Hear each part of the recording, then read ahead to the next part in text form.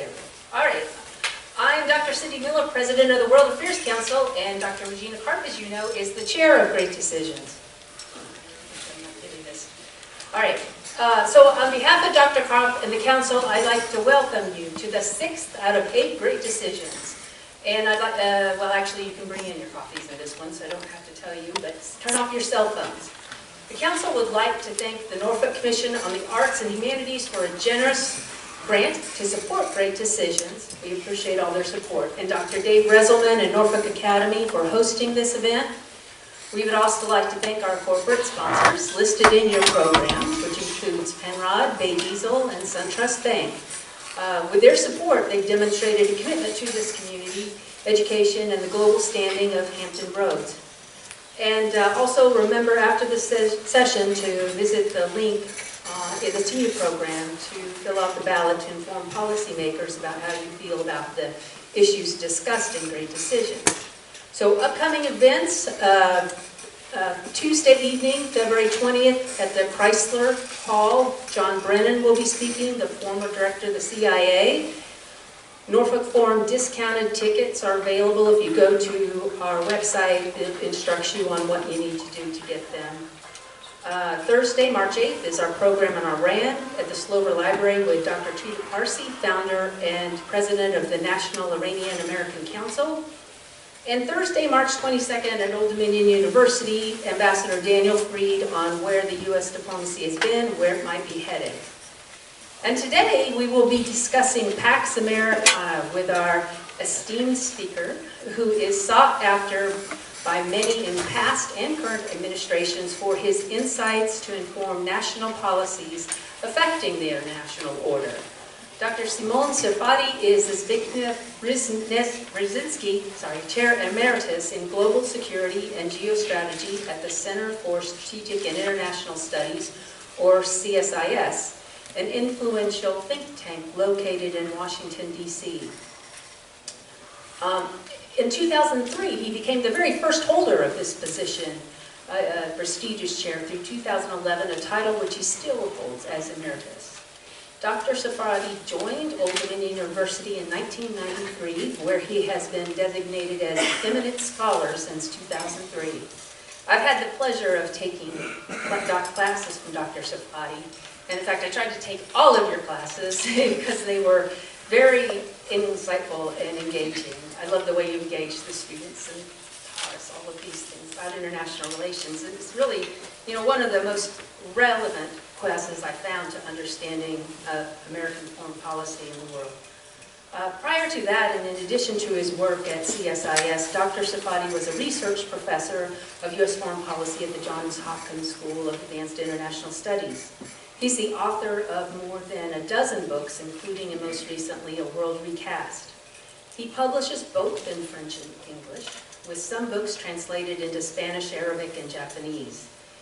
He has over 100 articles and essays appearing in the U.S. and abroad, and has been a guest lecturer in nearly 50 countries. He's been an expert witness for the U.S. Congress and some national legislative bodies in Europe. Dr. Serfaty serves and has served on the boards of many organizations here and in Europe. In July 2008, French President Sarkozy named him a Knight of the Legion of Honor, France's highest civilian medal. So please welcome to the stage, Dr. Serfaty.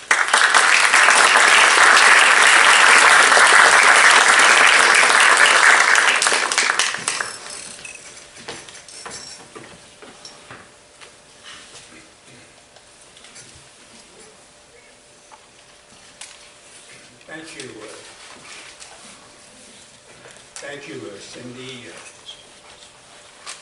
I don't know whether I was prepared to listen to a 5-minute rendition of my life, but I enjoyed it. And as they say on television, the eve of a political campaign, I'll follow this statement. I'm delighted to be here, truly, in part because I'm quite attached to the idea of the World Affairs Council. My first world was the third world, and I have spent a bit of time, almost out of obligation, to get to know it a bit. And to know that there's an organization that attempts to reduce geography and to expand the awareness of history and cultures and all those dimensions of one's multiple national identities is quite rewarding. I'm delighted to be here as well, because I do see a number of people in the audience whom I have not seen for a while. We as Zamet, and I worked a bit at the World Affairs Council 20 years ago when I first came to Norfolk. Ralph Neville and I worked a bit together at ACT before it became ACT, and still was Sacrament, and a number of students here, including, of course, but not limited to Cindy, who taught me over the years many things through their questions and their papers and the like. In fact, I don't think I ever wrote a book outside of the classroom, because that's fundamentally where I tested my own ideas. The topic that's been assigned to me is wide ranging. I noticed that my friend Dan Fried will be speaking shortly, and will ask the question about the location of the new U.S. diplomacy, and I hope it tells you where it is. And I should make a point of being there to find out. But the fact of the matter is that it is more than ever important to have a contextual understanding of the issues we face. If anything, the end of the Cold War was a revenge of the generalists over the specialists. And the past few years, of course, have further taught us to not believe everything you hear from experts who tend to make mistakes more and more often. It looks like it. So let me start with actually a broad observation in lieu of an introduction. The 20th century was short. It started quite late in 1914, and rather badly with a dehumanizing war. And after that it got worse, until it reached the Second World War, which seemed essentially to dehumanize the West and all of those which participated in that protracted conflict. Then, remarkably, it took a turn for the better, and ended well in 1991. Europe was recast. No longer a mosaic of hostile nation states, but a union of member states, moving from heart to count, leaving war behind, having tamed history and shoved away geography. Pieces of Asia were reset. Japan, South Korea, states with which or in which we had waged wars, but which were soon going to develop a democratic identity, which they had never had before.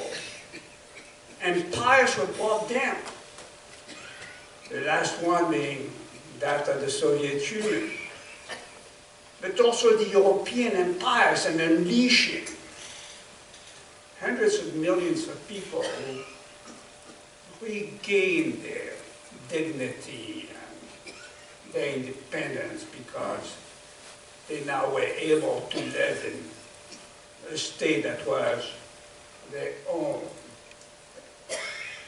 It was a remarkable performance. And the difference between the first half and the second half of the short century that extended from 1914 to 1991 was that in 1945, past the landings in 44 and past the forced intervention in the war in December of 41, the the Truman administration and the 8 presidents who succeeded him decided that the time had come to seek a second chance and to stay involved, to bring into this defunct world the leadership and the power and the influence of the new world, once dismissed as passing provincials after they had left the old world on the other side of the Atlantic. And thus, we created a new world order, an institutional order which was designed, frankly, to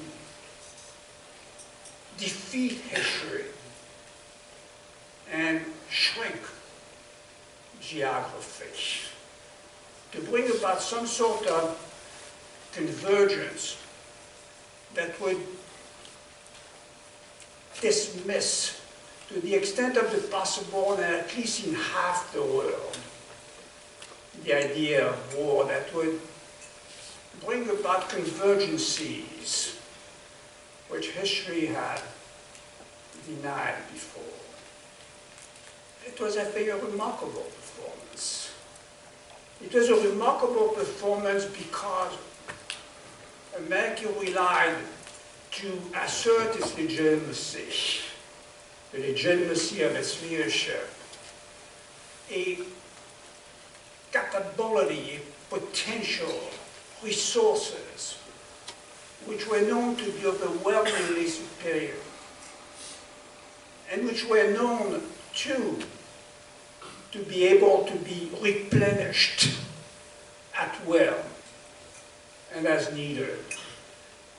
And American leadership also relied on an intent which was known to be benign, or at least more benign than any other alternative that might either be available or emerged. And perhaps most of all, that leadership had legitimacy because beyond the superior capabilities and the benign intent, there was also efficacy. We got things done. I mean, we rebuilt Germany and the Germans helped. And we rebuilt Europe and the Europeans helped. And we rebuilt, as I said, the pieces of Asia, and they helped too. And no time at all. And there was complementarity of benefits. These were not just gifts. This was not just compassion. This was not just self-abnegation. During the second half of the 20th century, the GDP per capita in the United States increased 8-fold between 1950 and 1990. These were not takeaways.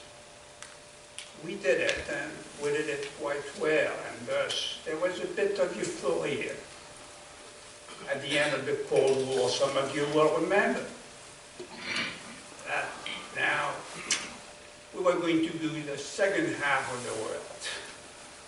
We were going really to move forward and bring about the kind of world that history had denied before. Not just in the West, but in the East. did not work as well. For the past 25 years, somehow our capabilities were eroded. Not because of their numbers, but because of the way we used them. Because of the ability to do the right thing at the right time, in the right way. We waged wars, but somehow they did not seem to get us very far, even on a cumulative basis. Our intent began to be questioned now that we were the main power in the world, the sole power in the world. What were we going to be up to? If we had the exclusivity of power, then maybe we would be intent now on denying change where change was needed.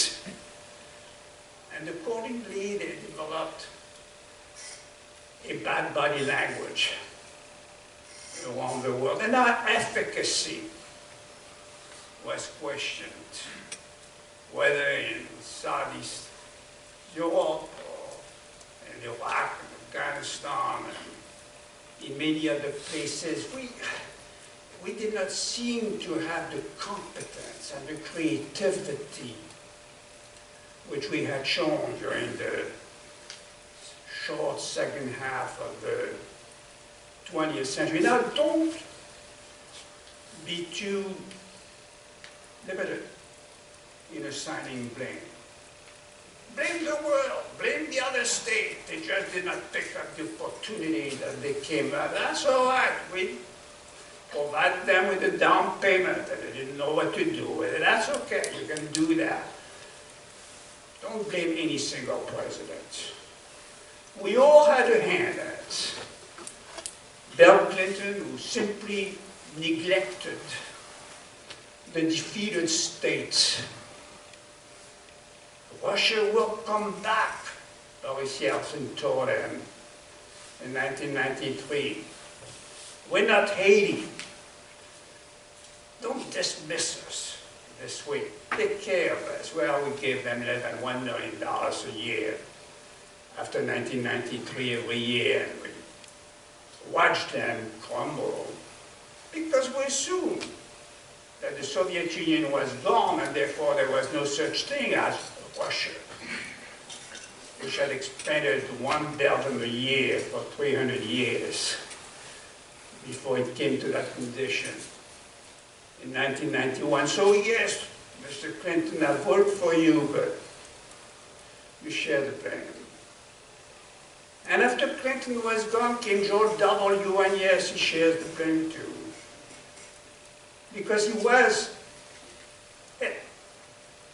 unexpectedly to say the least, on September 11, but somehow he mismanaged the wars that followed in 1991, 1996, and his attempt to reverse course in 2006, 2008, which seemed to imply more of a change from Bush to Bush than from Bush to Obama,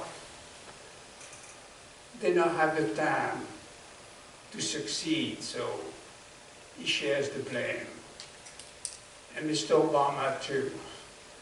Because while Mr. Obama did not quite during his presidency reverse course on Russia effectively, legacy from Clinton, or accommodate better and more effectively the management of the withdrawals from the wars of 9/11, he also mismanaged the 2011 spring, Arab Spring, and was simply not focused on the best way to deal with those issues, setting red lines which he would not enforce, or neglecting priorities where they were because he did not perceive it. And so here we are. Yes. There has been a strategic decline of America over the past 25 years. And that decline, strategic decline, not decline in terms of capabilities, is not something that can now just be attributed to conditions in 2017 with the new president, even though, and I will come back to that, he hasn't helped. But the fact of the matter is that during the first 100 days of 2017, the assessment of America's reliability fell by 16% among 37 different countries. And among the allies alone in Europe, the principal allies, Germany, France, the UK, the performance of the new president was pulled down between 57 and 81 percentage points, which is rather remarkable. And we discovered in that context that what we had thought was about to be done in 1991 has gone worse too. Because the unfinished business from World War II, from World War I, and from all the wars that had occurred before had come back with a vengeance. We had 3 geographic zones, 3 geopolitical zones that define the world today. In Northeast Asia, in the greater Middle East, and in Europe. All of them are extraordinarily sensitive. No escape. No escape. In Northeast Asia, we have a juxtaposition of 5 nuclear states which share borders, including China and South Korea, and North Korea, and Pakistan, and India, and Russia. It is probably the most dangerous such zone in the world today. In the greater Middle East, extending from the Gulf, including the Sahel region and North Africa, and all the way to Afghanistan, the level of volatility is really unprecedented. Borders have ceased to exist. We don't know where one state begins and where another one ends. It used to be simple. We would do the Israeli-Palestinian conflict. And now the Israeli-Palestinian conflict is almost a low-priority issue compared to the sectarian divisions and the proliferation of civil wars throughout the area. And of course in Europe, this is a hybrid continent now. A union that is attempting to be completed side by side with a Russia which says no to the outcome of 1991 when it was not declared the defeated state.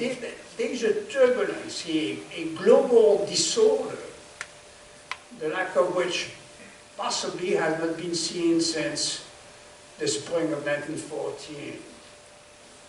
Maybe this is indeed the Sarajevo moment. And so we should be there. And what does happen instead? Everybody seems to be looking for a plan B. The South Koreans engage the North Koreans one-on-one just in case. The Japanese reread their constitution, attempt to amend them, and think of going to clear them just in case. Australia is engaged into a conversation with the Chinese because they have seen that the pivot to China was limping. And that's in Northeast Asia, the most dangerous region in the world. The trade deficit with China has never been as high as it was in 2017, $375 billion, which is no small money. Japan immediately initiated an alternative to TPP, the Trans-Pacific Partnership, when we dropped it with the same 11 states which Obama had spent 7 years negotiating with in order to get a TPP in the first place. Japan is also negotiating new trade deals with Latin America, including Mexico, just in case NAFTA goes down. In the Middle East, the Saudis go to Moscow. The UAE goes to Moscow. Putin declares himself the mediator in Libya, where indeed he can rely on both the UAE and Egypt. In Sahel, the French are taking the initiative, notwithstanding the deployment of 5,000 forces throughout the African continent. Where are we? In Europe, meantime, we heard yesterday the German Foreign Minister lecture the US Secretary of Defense, General Mattis, about the unreliability of the US partnership, questioning whether the Americans, the Germans, and the Europeans, and the rest of the world, for the most part, had come to love, had gone. Get back to being who you are, she was telling the conferees in Munich, including a very large delegation of US officials. It breaks my heart to hear that. But better than that, there's no question that the role we have played in the past is special. Play it again, Sam. Even if the tunes have to be accommodated. And that's really what we should focus on now. How do we go and accommodate our tune?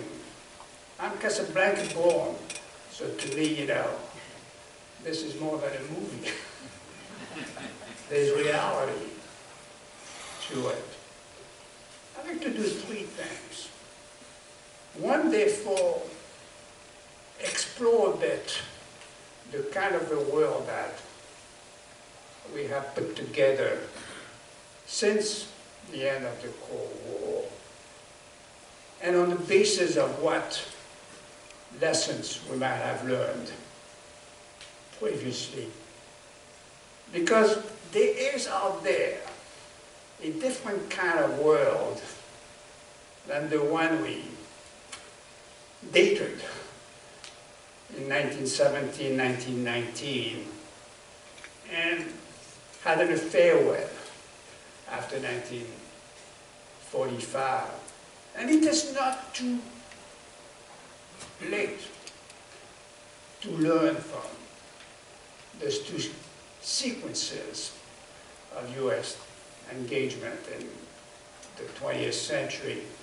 Nor is it too early to understand what is the world of the 21st century, already on the verge of becoming. It is not too early. It is a world, I will argue in a couple of minutes, which is obviously no longer, quote, unipolar. Certainly not about to become bipolar again, and not yet multipolar. It is all of it together. It is zero polar. It is a world that belongs to nobody, and that's very important to understand as Mr. Stein returned to his piano. And we need also, in that context, examine the impact of presidential leadership on the making and perceptions of foreign policy. I know there's more to the world than America, and there's more to America than the presidency.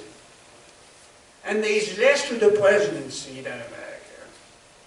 But somehow, we've got to put those three things together and get back to a more conceivable reality as we do so. And third, then, determine what issues we may have to face over the next 2 to 3 years more specifically. The world is in disarray. It has no structure, it has no rules, it has no regulation. It doesn't seem to have any sort of moral consistency. It does not lend itself to any specific strategic design. It calls for anxiety. I don't know whether you feel it the way I do. I do. You're not quite sure what's going to happen next and where and how. I remember from the first part of the 20th century, though, something about a war. Don't rush to war. Show strategic patience. Do not repeat the mistake that was made in the spring of 1914, which killed more people every 36 hours than happened on September 11 of 2001, except that this happened for nearly 5 years, every day of every year, including Christmas and New Year.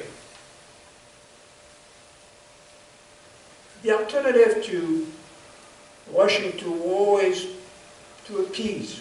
That was done in the late 1930s. Don't do that either. Patience has its limitations.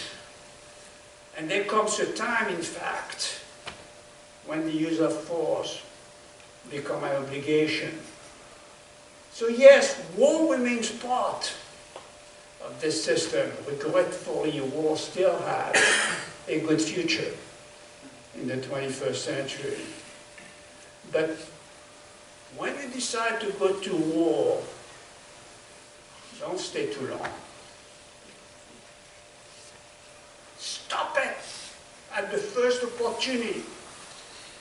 Do you imagine if we had ended the war in Korea in September of 1950? If we had ended the war in Vietnam in November of 1963, if we had ended the war in Iraq in May or in December of 2003, how much better off we would be? If the Europeans had ended their dirty war in September of 1914, you've got to stop it as soon as the main goal has been achieved. We learned that from the past. President Bush, 41, enforced this very effectively in 1991 when he came home, keeping Saddam, interestingly enough, as a rampart against the surge of revolutionary Iran, which made Saddam believe that he was immune to an attack in 2003, incidentally. We've also learned that after you stop the war, well, winning it, we've learned that winning is not enough. It is even more complicated to end a war than to win it or to start it and stop it at the right time. Because winning the war does not end the causes that brought it about. To achieve reconciliation, you need to also seek stabilization and reconstruction and rehabilitation of the states involved. Hey, that's what we did in Europe. We ended not only the war in Europe in 1945, but we ended war in Europe. Half of it after World War II, because we took care of those issues of stabilization, reconstruction, rehabilitation, which I mentioned previously. We learned that, we know that. We have to remember that as we move on to Northeast Asia and the Middle East, and for that matter, Russia. We also learned, and we should always remember, that there's no time for a time out. There's no ability to come home anymore. We cannot just tell the Europeans, you know, you really assume the burden of your own security. Do something with yourselves. You're grown up now, you're mature, we've helped you outlive your own bad history. Because we know that American power and leadership do remain, in their own way, indispensable. This is not an intellectual argument from the East Coast, the establishments. This is not a piece of the playbook which Mr. Obama dismissed as aggressively as he did. This is just a statement of fact. It's not America who. We are going to ask the Chinese to take over, or the Russians, or Germany led an increasingly demographically depleted Europe to assume the burden, Egypt, India, South Africa. No. And it is not a matter of extending one's willingness to do things which we don't have to do. It's about American economy, about American security interest, about American values. This nation was an idea before it became a country. And the idea has to be sustained. So, win the game. But it is, as I said, a more difficult game to play. Why? Because there are all kinds of states out there which have taken advantage of the world we built in order to build themselves, and to assert that they too have a claim on primacy, and that irrespective of their history or their reach, they're going to assert that claim. They are the great powers of the 21st century. We know who they are. The United States, Europe as a union, China, Russia. That's really a pas de quatre, without choreography. There are no rules quite well asserted as to the way they're going to relate to one another. And there are all kinds of bits of power. Brazil, India, Iran, Turkey, Saudi Arabia, South Africa. I think I used my bits letters, which are important and occasionally decisive regional states whose relationship with the Big Four are not known.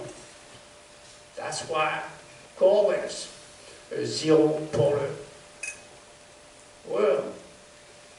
There are rules of engagement that can be uncovered already for the 21st century in that kind of global security environment. One, no state, however powerful, even a state without peers, like the United States, can do for long without allies. Indispensable. Cannot do it alone. No institution, however cohesive, including NATO, the European Union, can work effectively and for long without partners, because they will not have the resources and the reach. No form of power, however dominant, whether military or economic or political or religious or institutional, is enough if you do not have enough of the other dimensions of power beyond the military or beyond the economics. And no single issue is going to define the 21st century. No single issue. It will not be terror, it will not be climate change, it will not be China. All of them now, man, we're stuck. We're stuck. I bemoan the simplicity of past international structures, except that a lot of people are used to die under simpler circumstances. We have, for the 20th century, three distinctive and yet complementary agendas. One is a post-war agenda, the traditional agenda. The great powers still go to war with each other. Do alliances still matter? Are we on the irreversible course of a military conflict with China? Or China with Russia? Or Russia with Europe? Or Europe with us? This traditional post-war agenda is what indeed motivates the defense buildup. What is conditioning a new nuclear arms race? Differently defined than in the past, but still with us and opening us to a moment when nuclear weapons have finally become not only useful, but regretfully usable. Then there's a second agenda, which is the post-secular agenda. You know, that's the thing that came into being dramatically on September 11 of 2001. It is one which is as much God-made as it is man-made, with the former being exploited by the latter.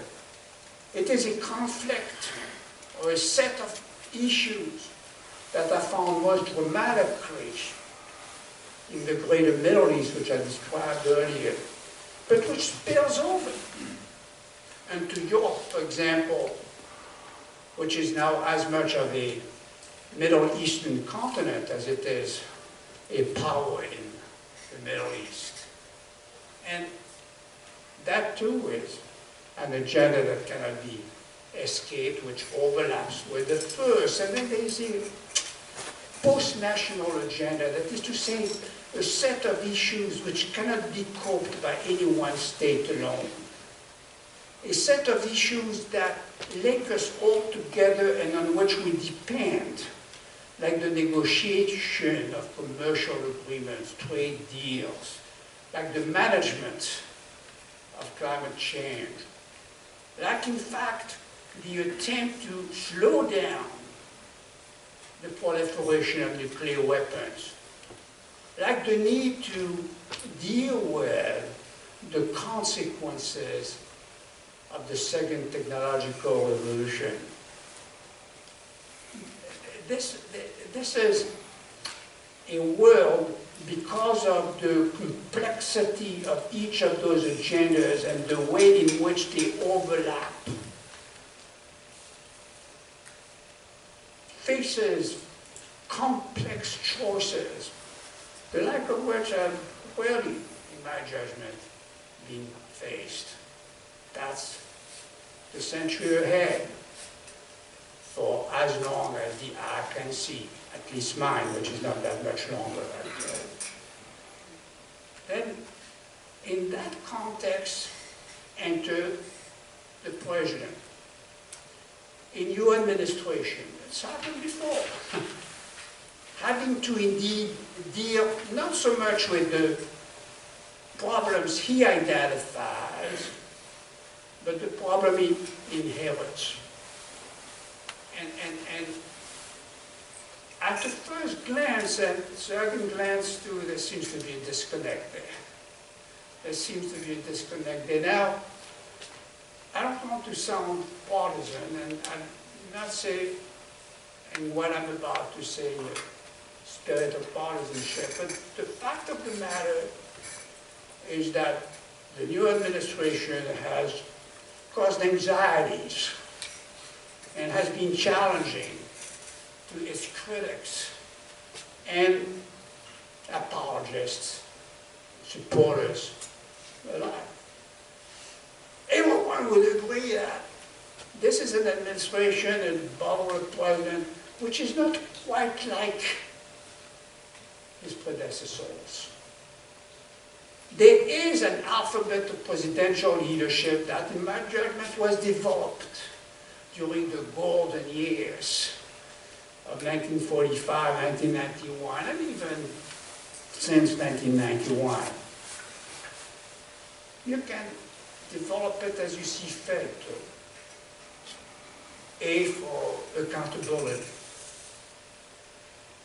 B for balance, C for convictions, D for discipline, E for experience. And you can modify the word for each of those letters, but the conclusion will be the same. Not all presidents in the past had any one of those characteristics in full.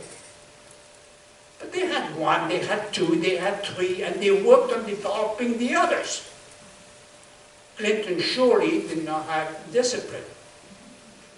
And if you want to use E for ethics, I don't think LBJ had that much ethic, or Nixon for that matter. Reagan had convictions for sure, extraordinary core convictions, but experience might have bypassed them.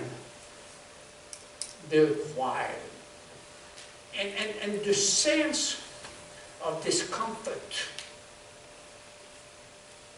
with the president taking over at this time, this highly confusing, complex global setting, which he did not create, but he inherited, is that maybe you will not get any of those. Maybe they don't matter. Maybe they don't matter. We shall see. We shall see.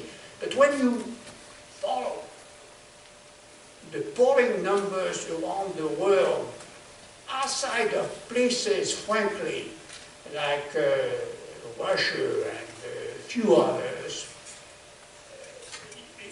you're left with the sense that, according to many, the institutions that defined the nation and which led the nation to the legitimacy of its leadership during so much of the previous decades have been corroded.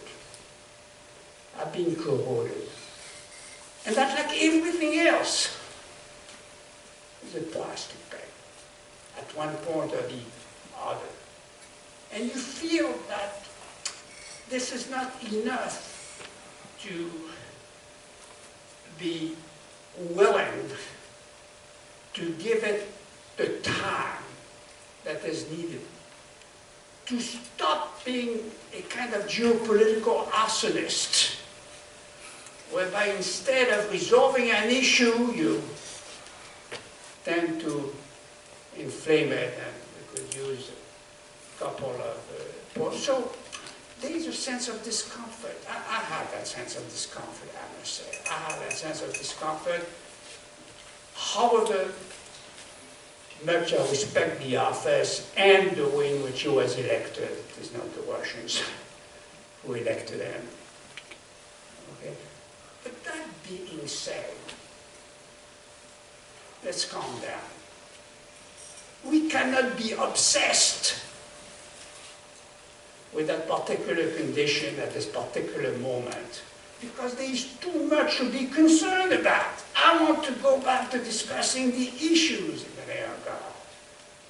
I want to go back to the notion that we need to develop a strategy for this zero polar world, to get the sense that we know that what we're doing, that we're not just attempting to buy our way back up to primacy. $165 billion additional in the defense budget for the next 2 fiscal years will be much larger than the current Chinese defense budget,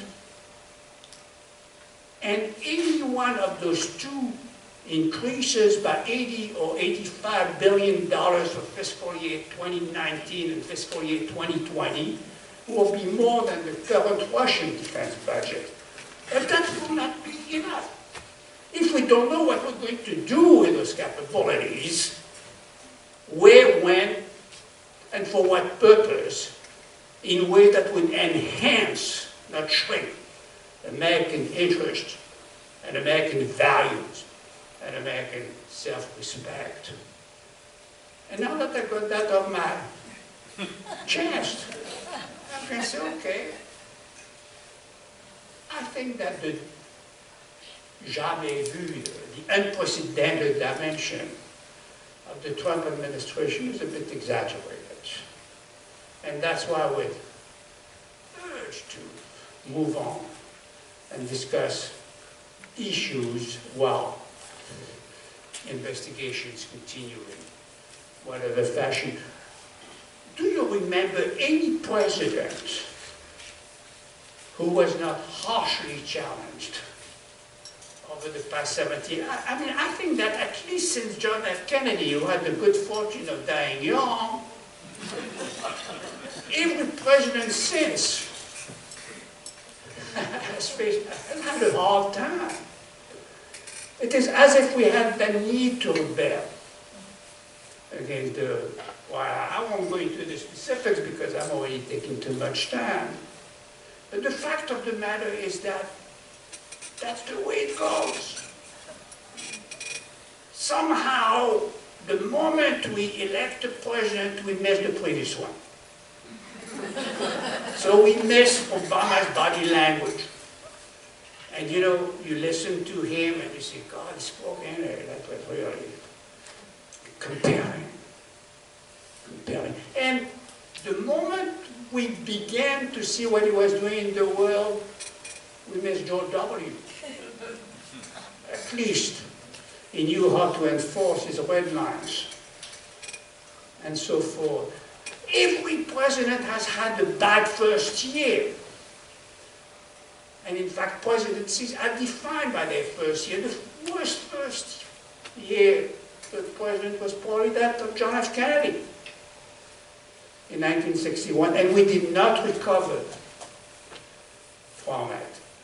Some of the things that are being said by the administration in tactical terms actually make sense. It may be a coincidence, but it does make sense. Yes, NAFTA was negotiated, the North Atlantic Free Trade Association, the North American Free Trade Association was negotiated in 1995. And it needs some revisions. Yes, indeed, we've been saying for the past 50 years that the Europeans should spend a bit more money, especially now that they're as wealthy as they have become. And they're not doing it yet. Yes, indeed, the North Koreans have to be reminded that we're bigger and stronger. We have a bigger button than they do.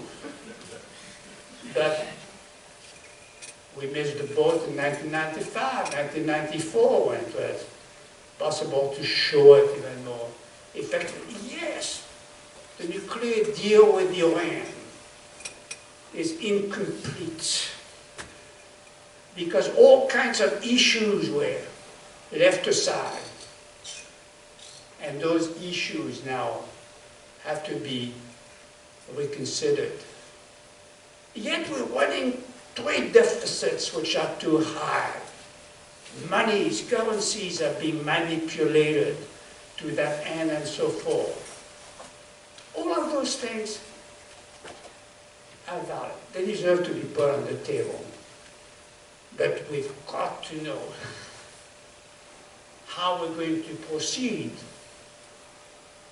once we have placed them on the table. If you have a dinner guest, you expect him or her to behave properly with the cutlery and other such matters. It goes without saying. So I'm on occasion depressed, not only by what comes out of Washington, candidly, and it is depressing at times, but by the contradiction between the issues at hand and the nature of the discourse. Which leaves me and brings me, if I have 5 more minutes, to the last item I wanted to touch, which has to do with finding out what are the priorities of the moment in security matters. What is it that we need to focus on during this moment of presidential uncertainties and divisions and polarization, to say the least? It's important because God invented time in order to not do everything at the same time. And that suggests that we can still single out priorities. And those priorities need to be singled out because time is short. A bit of my argument earlier was, look, this is not 1871, this is not 1919, this is not 1945, this is not 1991, this is not 2001, all moments when we faced a transition after a significant war, and I will not dwell on those. But this is a moment when, in fact, the urgency grows out of the nagging suspicion that the next few years will be decisive. You know, history is kind of funny. You cannot develop a lasting relationship with history. You cannot claim, as Mr. Obama used to do, that we're on the right side of history. History doesn't know where it's going. And we don't know which side is the right side when we have no idea as to where history is going. But there's something odd about it. The previous centuries were decided in the tens. 1910s, 1810s, 1710s. It's an oddity. And I think it will be decided in the 2010s. And many years ago, Cindy must have heard me say that, the 2010s. And we're running out of time in the 2010s. And I'm satisfied that on some of the issues which I'm going to single out, and to which we might return in our discussion, conditions will get either much better or much worse by the time this presidential term ends, with or without the actual incumbent. And without singling out any one of them over the other, let me mention them and mention the options as quickly as I possibly can. One is North Korea. No question about it. Now, hold your breath. There are options in North Korea. There are options. Decapitation, sanctions, negotiations. You can kill him, starve him, or fear. Okay? One of those options is off the table, even though it is talked about. I believe that decapitation cannot take place. You cannot kill it. You cannot kill it. And why? Because it's the basis of the Christian doctrine of the just war. If the outcome is less than the cost you must pay to achieve it, don't do it. Nobody would say today that World War I was worth the cost. I'm not quite sure that I would be able, even though I endorse the use of force, to say the war in Iraq was worth the cost, or in Vietnam. The ability on the part of the North Koreans to respond to any attempt to preempt it would be at the least 20 to 30,000, up to 200 to 300,000 dead in a few days. Without the use of nuclear weapons, but with the use of the 8,000 pieces of heavy artillery available to the North Koreans, which cannot be taken out. Seoul is just 35 miles away, and the greater Seoul has a population, I think, of about 25 million. 35 miles away, including 200,000 Americans, incidentally. Tokyo has a greater Tokyo population of about 35 to 38 million. And the nuclear capabilities of Korea, as they exist now, could do a lot of damage over there. And there's absolutely no certainty that it could be denied. So, yeah, that's an issue. And seemingly, it is one that is talked about, and I hope that Mr. Kim is worried about. But it is not really what we have learned from the past and what we can use as a flashlight on what is possible. To make things shorter a bit, I would say, for them to abandon the nuclear weapons and not stop. The negotiation would aim at ending the war that resulted in a tie in June of 1953 with an engagement, in a sense, to live with the status quo, reinforced by a commitment shared by South Korea, China, and Japan to attend to the long-delayed reconstruction of that state. That's the third way between brinksmanship and appeasement, which is what containment was all about between 1945 and 1991. The second issue is with Iran. It's also very quick. Not reversible, no escape, no exit. We have a problem with Iran. And Iran has a problem with the United States. The nuclear issue gives us time,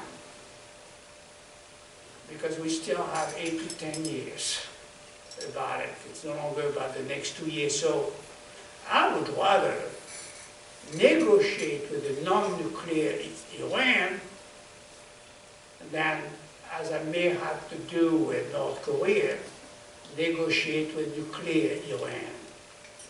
And when that time comes, when Iran is indeed moving forward with its nuclear weapons in 2023, 2025, then I will face the issue of whether I like it better to live with a nuclear Iran than to die for a non-nuclear Iran. But the choice is not here, so what do I do in the meantime? I keep the treaty on the table and I negotiate those things which were not covered by it, including its development of missiles, its regional influence, and its attempt to go global with the use of terrorism and the like. Russia, my third priority. And Russia is a short-term priority. I don't wake up by night about Russia. Russia is not an ascending power in the system. It's a declining state. Russia is a state that is running out of capabilities, out of people, out of security space, and therefore out of time. Unlike the Soviets after 1945, Putin knows that he doesn't have the time to take his time. And is therefore trying to maximize his gains. He's no strategist. He moves wherever he sees an opportunity. He waited for us to do something in Ukraine until we did nothing. He waited for us to do something in Syria until we did nothing. He waited for us post-Gaddafi to do something in Libya until we did nothing. He's now moving in on Afghanistan. But he cannot afford it. He cannot afford it. His defense budget is going down 7% a year for the next 3 years, officially in the context of the new Russian budget plan. Okay, so don't provoke and don't indulge. And to that extent, building up NATO, for example, to the extent that we are and so forth, helps deter him from attacking any EU-NATO country, even though when it comes from a non-NATO, non-EU country, it does have much more leverage than we do. With regard to Europe, past Russia, we also need a good ally. Allies don't have to just be willing. It's nice to be willing, that George W. Bush wanted it. They also have to be capable. They also have to be compatible in terms of values. They also have to be available. There is no ally that can be singled out, or no two sets of countries that can be singled out in as reliable a manner for the next few years and into the 21st century than the relationship between the US and Europe. It is not US-China, it is not US-Russia, it is not Russia-China. And most of the other potential allies, and we need an ally, are not sufficiently capable, or not sufficiently willing, or not sufficiently compatible. You know, I mean, Europe is like a wedding after 55 years. Love's gone. You cannot go anywhere because you cannot spread the assets. And we've got a $5,000 billion economy between the United States and Europe, and that ain't going to go away, and we're not going to allow the Europeans to take care of our money, and even less so let the Russians take care of our money in Europe and their own. So we need to focus there. There are lots of things that can be done to restore the credibility beyond NATO, engage into a US-EU partnership within a group of 35 states, which would combine all of the members of both institutions and so forth.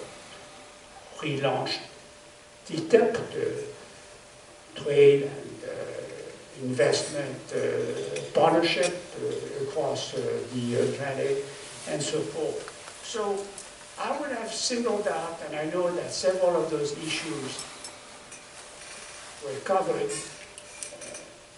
North Korea, Iran,